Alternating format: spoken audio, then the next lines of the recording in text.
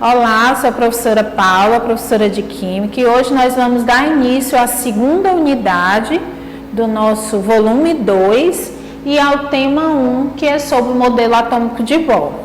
Ok? Vamos acompanhar comigo o slide 2.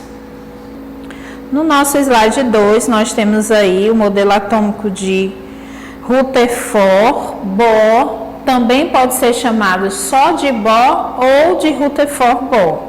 Então, nós temos aí o modelo atômico de Niels Bohr, onde o modelo atômico de Rutherford foi aperfeiçoado por Bohr, físico dinamarquês, que em 1933, a partir de estudos sobre a estrutura atômica, propôs os postulados para explicar seu modelo atômico. Então, como você vê aí na imagem, né, Bohr trabalhava com Rutherford, por isso que em alguns livros, algumas literaturas, vocês poderão encontrar essa diferença, né, o modelo atômico de Bohr ou o modelo atômico de Rutherford-Bohr, já que foram algumas alterações realizadas por Bohr. Então, nós temos aí na imagem, né, o modelo atômico de Bohr, onde nós temos camadas, que ele chamou de KLMNOP, onde cada camada dessa é também um nível de energia, onde esse nível de energia é crescente a partir do momento que se afasta do núcleo. Então, a camada 1 é o nível 1 de energia, o nível 2 de energia seria a segunda camada, a camada L, e assim por diante. Na realização dos experimentos de Bohr, ele fez alguns postulados que a gente vai acompanhar no slide 3.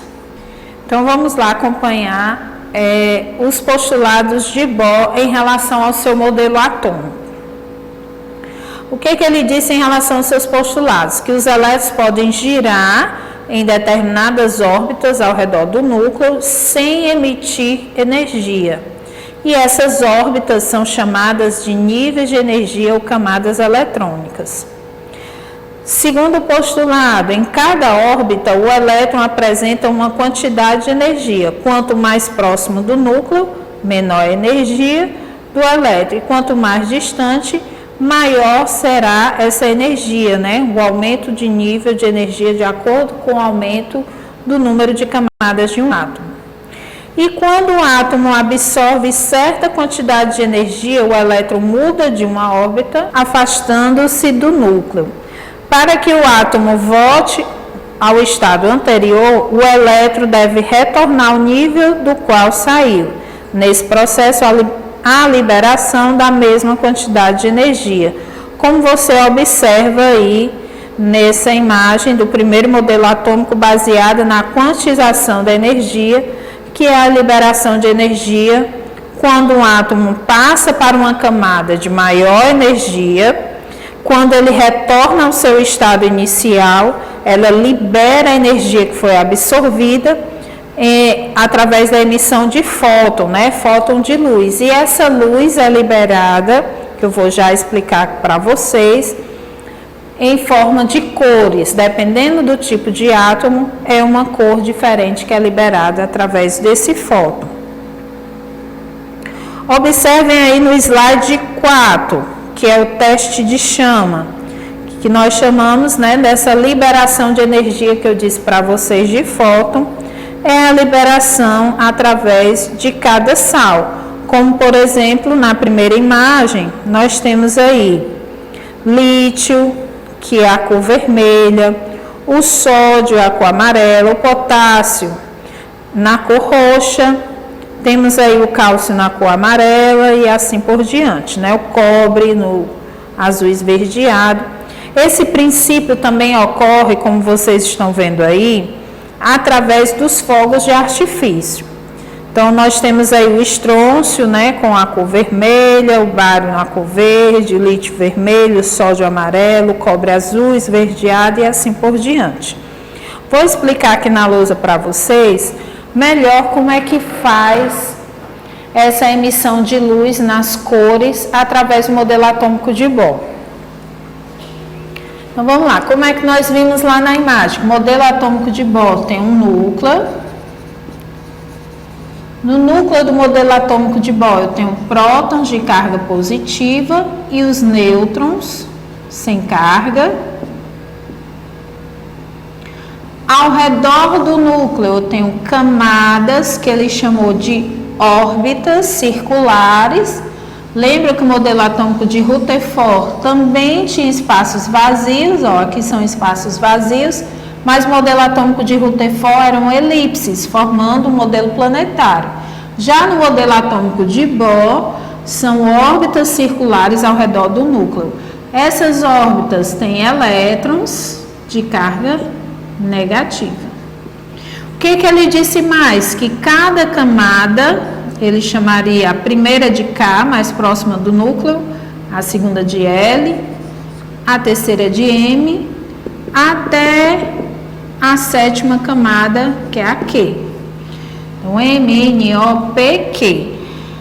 Cada camada do meu átomo é um nível de energia. Então, K é o nível 1, o L é o nível 2 e o M é o nível 3. Ou seja, a camada M tem maior energia, nível de energia maior do que a camada L, e a camada L tem energia maior do que a camada K. Então, o que acontece? Quando esse elétron é excitado, esse átomo é excitado, ele pula para a camada mais energética, absorvendo energia de maior nível aqui nessa camada que ele não pertence, que é a camada M.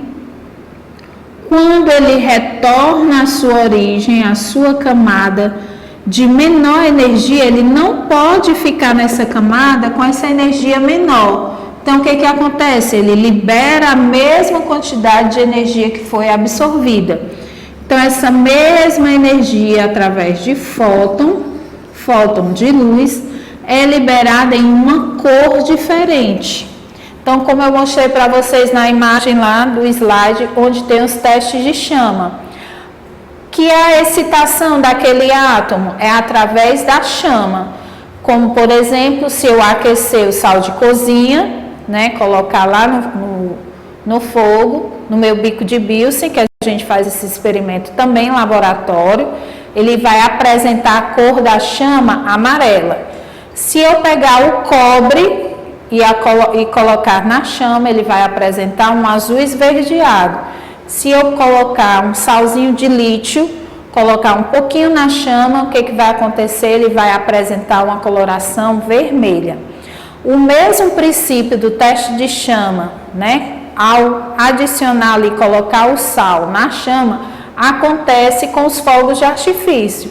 Então, os fogos de artifício, daquelas cores que aparecem coloridas, né, de cores diferentes, no final de ano, por exemplo, então a queima dos fogos de artifício é justamente a excitação desse elétron que ocorre quando o elétron vai para a camada de maior nível de energia, não podendo ficar na camada que não se pertence, ele volta para casa, né, volta para a sua camada.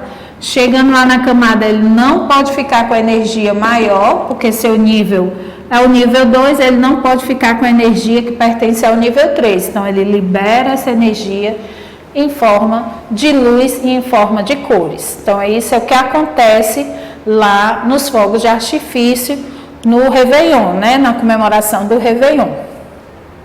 Então, vamos continuar agora nos nossos slides. Então, continuando no nosso slide 5, nós temos aí a distribuição eletrônica, ou seja, Bohr falou que em cada camada é permitido uma quantidade máxima de elétrons que pertence àquela camada. Então, a distribuição eletrônica que foi criada, né, para detectar e determinar, né, através de regras, a quantidade de elétrons que podem conter naquela camada. Então, acompanhe comigo no slide 5. A partir do modelo de Bohr, foi possível propor uma distribuição dos elétrons nas órbitas ao redor do núcleo atômico. As regras usadas só valem para um conjunto de elementos que segue os postulados de Bohr, ou seja, uma pequena parte aí dos elementos químicos conhecidos. Cada nível de energia ou órbita permite um número máximo de elétrons. Então, a camada a camada K, que é o nível 1 de energia, pode no máximo conter 2 elétrons. Camada L, 8, M, 18, N, 32, O, 32, P, 18 e Q, 8 elétrons na sua última camada. Então, essa quantidade de elétrons, ela foi feita através do diagrama de Linus-Pauling, que é o que eu vou apresentar aqui para vocês e vou demonstrar por que aquela camada só pode aquela quantidade máxima de elétrons. De onde foi que surgiu? Foi através do diagrama de Linus-Pauling. Então, eu vou colocar aqui também na lousa e vou explicar para vocês como é que ocorre. Vamos lá agora acompanhar o diagrama de Linus-Pauling, né? Ou diagrama das diagonais, ou diagrama da distribuição eletrônica. Você pode encontrar com esses 3 nomes, certo? Você também vai ter aí no slide, mas já eu mostro para vocês. Eu quis que você copiar aqui na lousa para me explicar mais ou menos para vocês como é que ocorre. Então, o que é que diz o modelo atômico de Bohr? Ele tem 7 camadas, que ele nomeou de K, L, M, N, O, P e Q. Cada camada dessa é um nível de energia, então nível 1, nível 2, 3, 4, 5, 6 e 7. Esse número aqui, ó, como a gente já observa, são 7 camadas, 7 níveis de energia.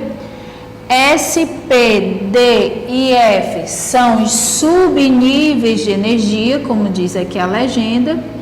E esse númerozinho pequeno aqui, esse expoente, é o número máximo de elétrons. Então, subnível S tem até 2 elétrons, só pode até 2 elétrons. Subnível P, até 6 elétrons. Subnível D, até 10 elétrons. E o subnível F, até 14 elétrons. Por que eu estou dizendo até? Porque pode ser até esse valor. Pode ser menos? Pode. Só não pode ser mais. Não existe uma distribuição eletrônica com 1s3 ou 2p7. Então, esses valores são os valores máximos de elétrons de um átomo. Então, como é que eu vou fazer? Para que eu possa fazer a distribuição eletrônica, eu vou fazer a contagem desses números pequenos, para contemplar a minha quantidade de elétrons quando eu for fazer aqui a minha distribuição eletrônica. Então, por exemplo, eu vou começar aqui, sempre eu vou começar aqui. Notem que nós temos aqui uma seta, onde quando eu terminar essa seta, o primeiro vai ser 1s2. Quando eu terminar aqui a seta, eu venho para o início da próxima. Quando eu terminar aqui, ó, 2s2, eu venho para o início da próxima, 2p6. Finalizando aqui o 3s2, eu venho para o início da próxima. 4s2, venho para o início aqui da próxima. Terminou o 5s2, eu venho para o início da próxima seta e assim por diante. Então, vou assim, eu vou fazendo a minha distribuição eletrônica. Então, vamos lá. Eu tenho aqui no meu sódio, nós já aprendemos aqui que esse valor 11 é o número atômico e o número de prótons e o número de elétrons. Então, nós aprendemos que o número atômico é igual ao número de prótons e igual ao número de elétrons. Então, esse 11 é a quantidade de elétrons que o átomo de sódio tem. Professora, eu vou fazer essa distribuição eletrônica com a quantidade de prótons? É com a quantidade de número atômico? Não, o nome já está dizendo distribuição eletrônica, distribuição de elétrons. Então, eu vou contar a minha quantidade de elétrons através do diagrama de Linus-Pauling até que eu obtenha o valor 11. Então, vamos lá. Vou começar aqui com o meu primeiro, 1s2, eu já tenho quantos elétrons aqui? 2, ó. Então, a minha contagem da quantidade de elétrons é esse númerozinho aqui pequeno, certo? Terminou um S2, eu venho agora, ó, para o próximo. Quem é o próximo da minha tabelinha, do meu diagrama? 2S2. 2S2. Então, notem que eu já tenho, ó, 2 mais 2, 4. Ainda faltam, que são 11 elétrons, né? Terminou aqui o 2S2, eu venho para o próximo. Quem é agora? 2P6. Opa, agora já está bem pertinho, né? Eu já tenho 2 mais 2, 4, com mais 6, 10 elétrons. Eu tenho que obter quantos elétrons na minha distribuição eletrônica do sódio? 11, está faltando só 1. Depois do 2P6, quem é aqui na minha sequência? 3S2. Professora, 3S2. Se eu colocar o 2, vamos lá para a nossa contagem, ó. 2 mais 2, 4, com mais 6, 10. Com mais 2, 12. Se eu deixar o 2, vão ficar uma quantidade de 12 elétrons. Mas o sódio não tem 12 elétrons, ele só tem 11 elétrons. Então, lembra o que eu falei aqui? Que é o número máximo de elétrons. Só pode até 2, mas pode ser menos. Então, o meu valor aqui não vai ser 3S2, vai ser 3S1. Portanto, agora, na minha distribuição eletrônica, eu tenho uma quantidade de 11 elétrons. Para que eu possa fazer aqui quantas camadas o sódio tem? Então, o átomo de sódio, depois de terminar a minha distribuição eletrônica, a minha distribuição de elétrons, eu vou observar, ó, que aqui eu tenho todos que têm o número 1 grande na frente pertencem à camada K. Observem aqui, ó, 1. Todos que têm o número 2 grande na frente, ó, 2, pertencem ao nível 2 de energia, camada L. Todos que têm o 3, no caso aqui só 1, número 3 na frente, pertence ao nível de energia 3, camada M. Então, o que eu descobri aqui? Que o meu átomo de sódio, ele possui 3 camadas, camada K, L, M, e tem um elétron, somente um elétron na sua última camada. Vamos agora para o nosso exemplo do potássio, que é representado pela letra K. Qual é a quantidade de elétrons que o potássio tem? 19. Esse númerozinho que está embaixo representa o número atômico, que é igual ao número de prótons, que é igual ao número de elétrons. Então, a quantidade de elétrons do potássio é 19. Então, vou fazer a distribuição eletrônica com 19 elétrons. Então, vou fazer o mesmo início, né? Vou começar aqui no meu diagrama. Notem, pessoal, que eu disse para vocês que é diagrama de Linus Pauling, distribuição eletrônica ou diagrama das diagonais. Por que é diagonais? Lembrem e observem aqui, ó, que as setas estão na diagonal. Então, a gente vai sempre seguir na diagonal para fazer a nossa distribuição eletrônica. Ela não é reto. Terminou aqui. Vem para cá, ó, 2S2, 2P6, 3P6, 3D10. Ela não termina no reto, ela é na diagonal, certo? A gente vai até ver alguns exemplos em que por aqui, ó, quando eu vir no 3P6 der continuidade no 4S2, quando eu voltar para o início da minha próxima seta, observem que vai ter o 3. Então, se eu fizer no reto, eu vou observar que vai dar diferente a minha distribuição eletrônica, porque é na diagonal e não retamente ou na horizontal, né? Como a gente chama. Então, vamos lá. Fazer a distribuição do potássio. O meu primeiro vai ser 1s2. Já tenho quantos elétrons aqui? 2, né? Depois, eu vou terminar aqui a minha setinha, venho para o início da próxima. Quem é o meu próximo? 2s2. Depois do 2s2, eu venho para o próximo. Quem é o próximo na minha diagonal? 2p6. Terminando o 2p6, 3s2. Opa, vamos dar uma pausazinha para a gente contar quantos elétrons nós já temos, né? 2 elétrons aqui, com mais 2, 4, com mais 6, 10, com mais 2, 12. São 19, ainda faltam fazer a distribuição de 7 elétrons do meu átomo de potássio. Então, depois do 3s2, terminando aqui a seta, eu venho para o início da próxima. Quem é a próxima? 3p6. Tinha 12, com mais 6, 18. Está faltando agora só um elétron. Então, terminando o 3p6, quem é o próximo aqui? 4s2.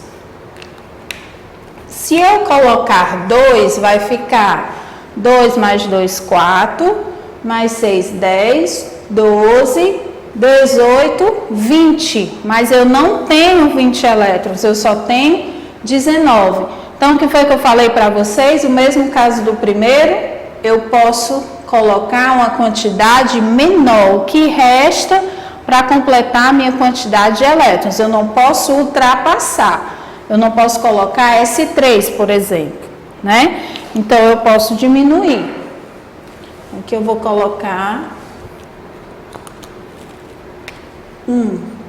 Assim, eu vou ter 19 elétrons. Então, distribuindo em camadas, todos que têm o número 1 na frente, camada K. Todos que têm o número 2 grande aqui na frente, pertence à camada L. Só observar aqui, ó. 2s2, 2p6, é o nível de energia 2, camada L. Todos que têm o número 3 na frente, pertence à camada M. E que tem o número 4, a camada N. Então, o que é que eu descobri aqui? Que o meu átomo de potássio, ele tem 1, 2, 3, 4 camadas, 4 níveis de energia, e na minha última camada eu tenho apenas um elétron. Então, vamos agora resolver do cálcio. Observem que se o potássio tem 19, tá bem próximo de eu fazer o cálcio, né? Vamos só repetir. Eu vou seguir a mesma sequência. Então, aqui, ó, 1s2, 2s2, 2p6, 3s2, 3p6, 4s2. Se eu colocar o 2, vai fechar o 20? Vamos lá fazer a contagem. 2, 4, com mais 6, 10, com mais 2, 12, 18, 20. Então, agora sim eu posso deixar o 2 porque fechou a minha quantidade de 20 elétrons do cálcio. Então, eu tenho 4, uma camada. Todos que têm o número 3 é outra camada.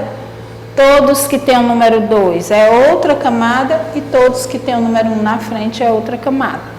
Camada K, nível de energia 1. Camada L, nível de energia 2, camada M, nível de energia 3 e camada N, nível de energia 4. Vamos acompanhar agora aqui no slide.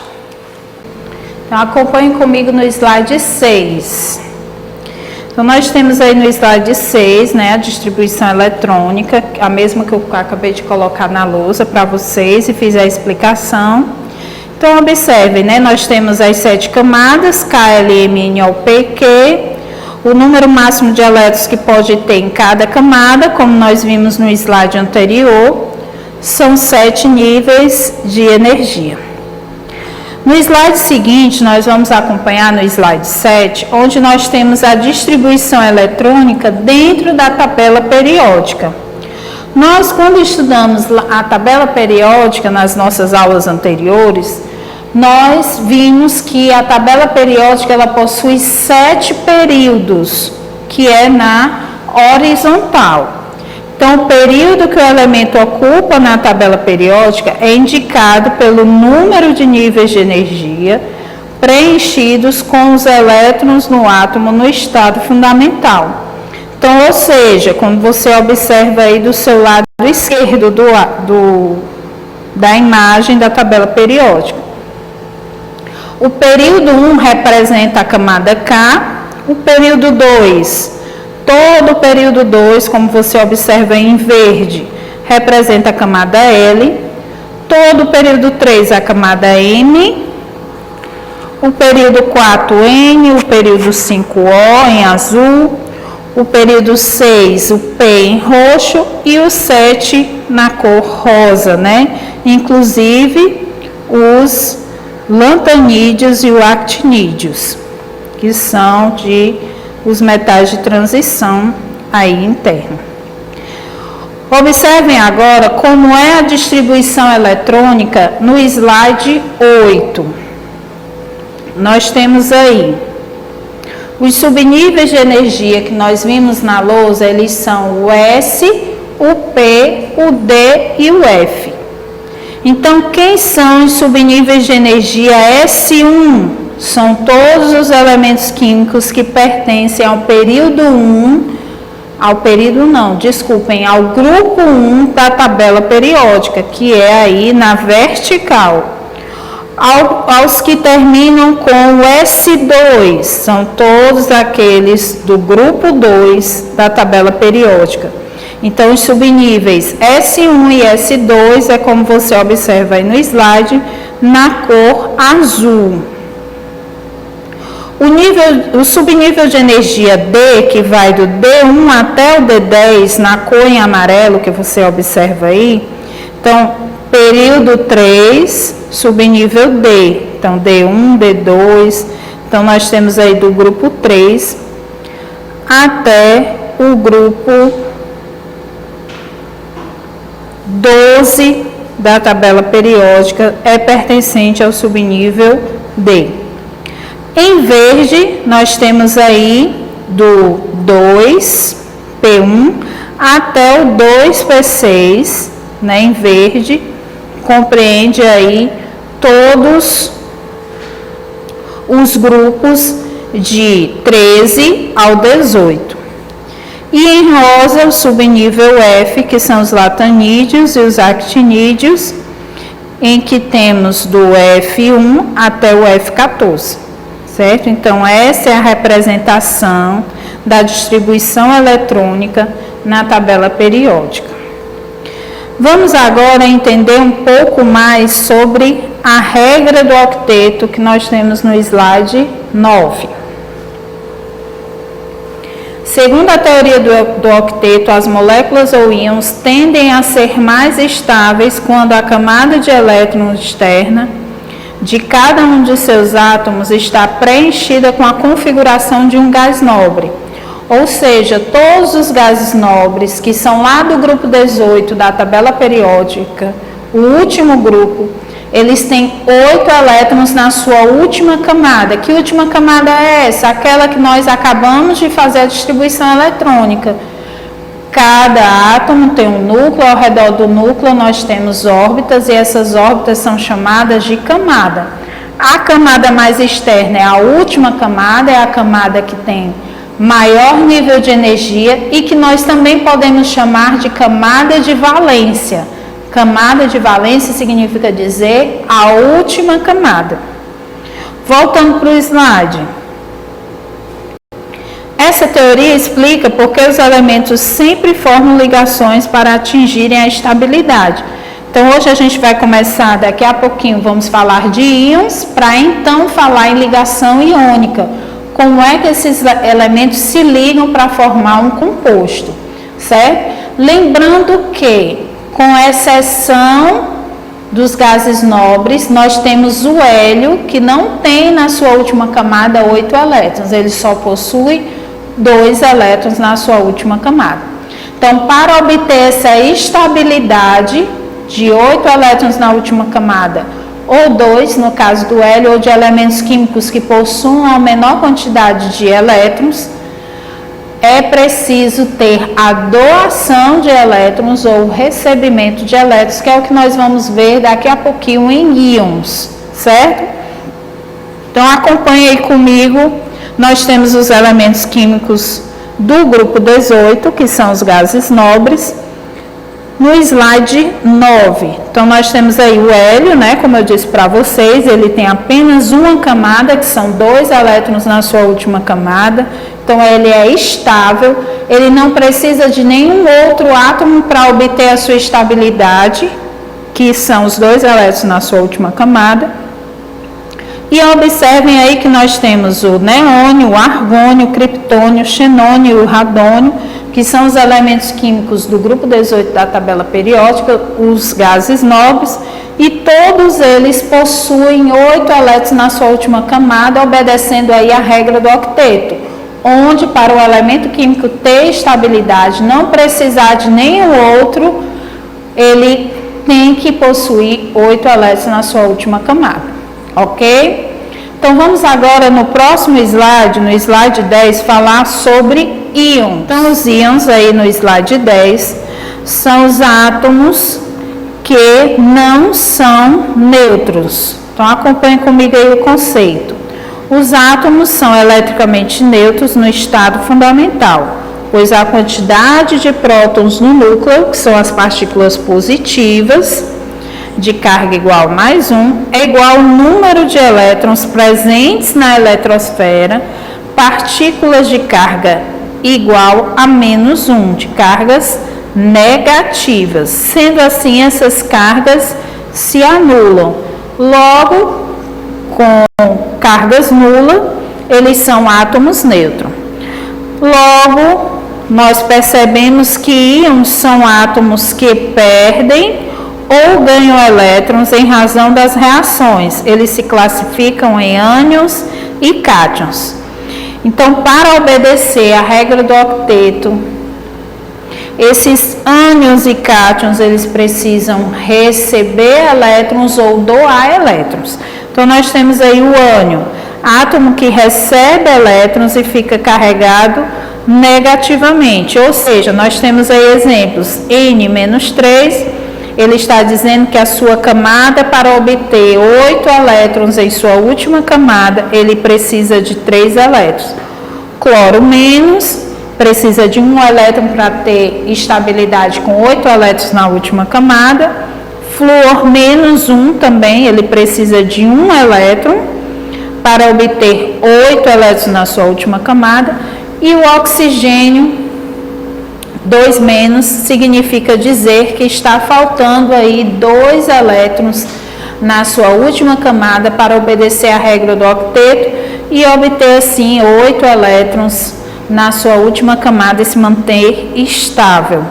Os cátions têm carga positiva e são átomos que perdem elétrons, ou seja, o alumínio 3+, ele está dizendo que possui já na sua última camada 8 elétrons, ele pode ter estabilidade, então ele prefere doar esses 3 elétrons. Assim acontece com o sódio, com o magnésio e com o chumbo. Eu vou exemplificar aqui melhor para vocês na lousa. Então, nós vamos exemplificar aqui, ó. Nós temos os ânions. Os ânions são os átomos que possuem carga negativa, ou seja, esse menos aqui significa dizer que está faltando 1 elétron para completar a sua última camada. Completar como? Obedecendo a regra do octeto e tendo em sua última camada 8 elétrons.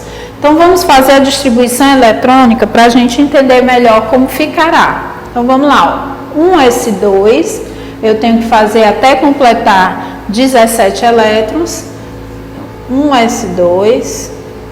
Terminando aqui a minha setinha, eu venho para a próxima. 2s2. Depois, 2p6,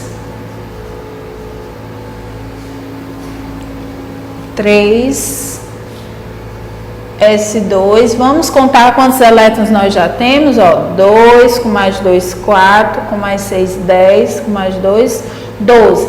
São 17 elétrons. Então, vamos continuar. Terminando o 3s2 aqui no vermelho, ó, eu venho continuando até o 3p6. Se eu colocar 6, eu vou obter uma quantidade de 18 elétrons. Então, aqui, ó, só são 5 elétrons. Eu posso colocar menos, lembram? Então, eu tenho aqui, ó, 1s2, camada K, 2s2, 2p6, camada L, 3s2, 3p5, camada M. Observem que aqui eu tenho a última camada. A última camada, 3s2 e 3p5, esses dois subníveis aqui, eles fazem parte da última camada. A última camada não é só o 3p5, são todos que têm o número 3 na frente, porque todos que têm o número 3 pertencem à camada M. Então, observem aqui que eu fiz a quantidade de elétrons que possui o meu cloro neutro.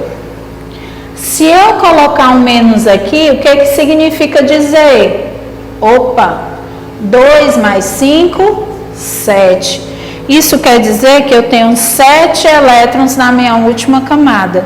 Mas para obter estabilidade eu preciso de mais quantos elétrons? Só preciso de mais um. Então, se eu colocar 6 aqui, ó, 2 mais 6, 8 elétrons na minha última camada e eu obtenho estabilidade. Então, quantos elétrons eu tenho aqui nesse meu íon? Eu tenho 17 mais 1. Quando o sinal é negativo, significa dizer que eu estou recebendo um elétron. Certo? Por que eu estou recebendo elétron? Ora, se eu já tenho 2 mais 5, 7 elétrons na minha última camada, eu vou doar esses elétrons para um outro átomo para obter um composto? Não, se está faltando só um, então eu preciso receber. Então, eu sinalizo aqui, ó. Gente, está faltando um elétron para mim obter estabilidade e obter 8 elétrons na minha última camada.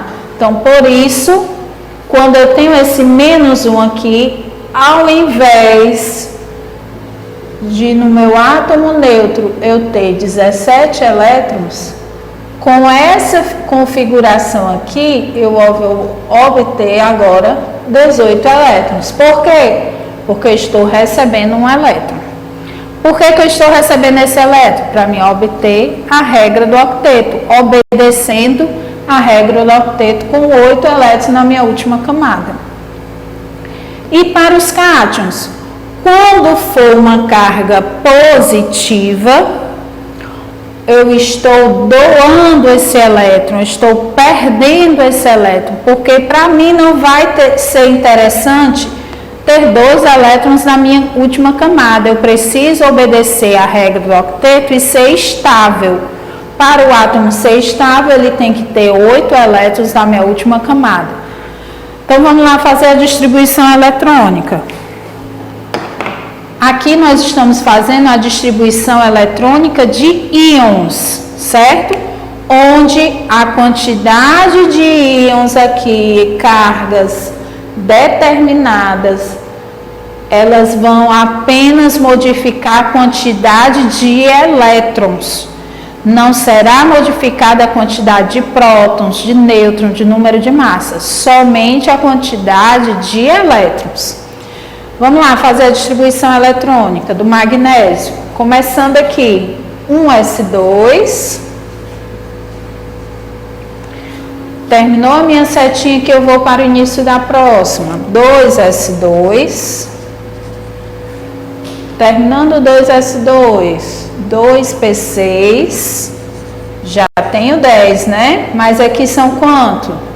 12 elétrons.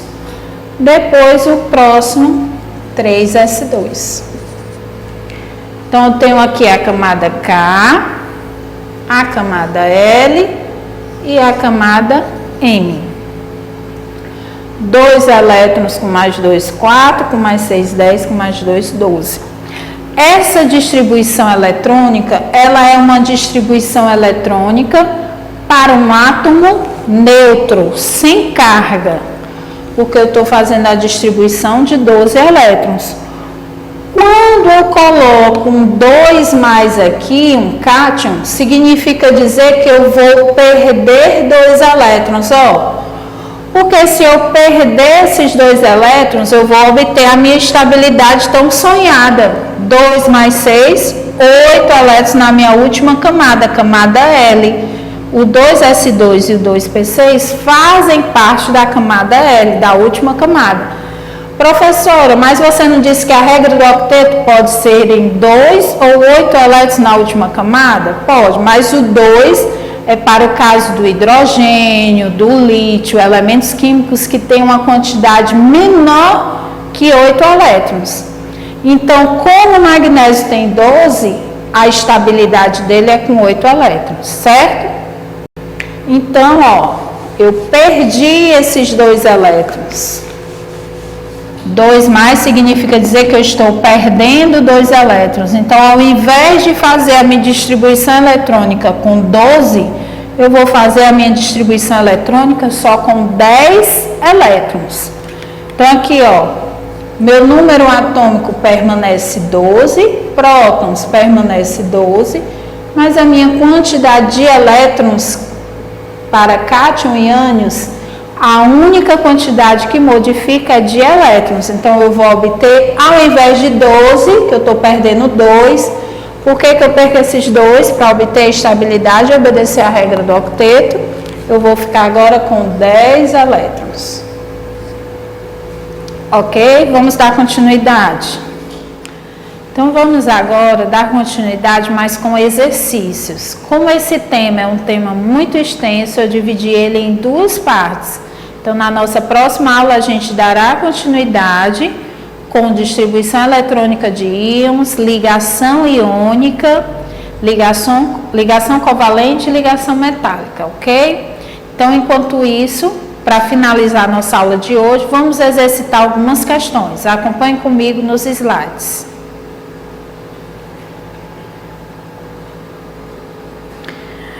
Vamos acompanhar no slide do nosso slide de número 18. É sobre o modelo atômico de Bohr. Assinale V como verdadeiro ou F para falso para as questões relacionadas ao átomo de Bohr. Quando o elétron recebe energia, salta para um nível mais energético. Verdadeiro. 2. Quando o núcleo recebe energia, salta para um nível mais externo. Falso, né? Ele salta para o nível menos externo, mais próximo, voltando ao seu nível inicial. Se um elétron passa do estado A para o estado B, recebendo X unidades de energia, quando voltar de B para A, devolverá X unidades de energia na forma de ondas eletromagnéticas. Correto, verdadeiro. E o item 4, quando o elétron passa de um estado menos energético para outro mais energético, devolve energia na forma de elétrons, de ondas eletromagnéticas. Incorreto também. Então, item falso. Então, correto, 1, verdadeiro, 2, falso, 3, verdadeiro e 4, falso. Segunda questão, vamos acompanhar aí no slide 20. Escolha, dentre as alternativas, aquela que fornece as palavras corretas para preencher as lacunas vazias do enunciado relacionado ao modelo atômico estabelecido por Bohr. Quando um elétron absorve certa quantidade de tracinho, esse tracinho representa certa quantidade de energia, salta para uma órbita mais energética, ou seja, com maior nível de energia. Quando ele retorna à sua órbita original, a qual ela partiu inicialmente, né, libera a mesma quantidade de energia na forma de onda eletromagnética. Então, para completar essa frase aí, nós temos como resposta correta o item D de dado. E a terceira questão e última sobre o modelo atômico de Bohr, nós vamos acompanhar no slide 22. Uma moda atual entre as crianças é colecionar figurinhas que brilham no escuro. Essas figuras apresentam em sua constituição a substância sulfeto de zinco. O fenômeno ocorre porque alguns elétrons que compõem os átomos dessas substâncias absorvem energia luminosa e saltam para o nível de energia mais externo. No escuro, esses elétrons retornam aos seus níveis originais, liberando energia luminosa e fazendo a figura brilhar. Essa característica pode ser exemplificada considerando o modelo atômico proposto por o que nós estudamos hoje, né, pessoal? Modelo atômico proposto por Bohr, onde eu mostrei lá para vocês o teste de chama e também os exemplos do fogo de artifício. Então, com isso, nós concluímos a nossa aula de hoje. Espero que vocês tenham gostado. Obrigada e até a nossa próxima aula, continuação desse tema, ok?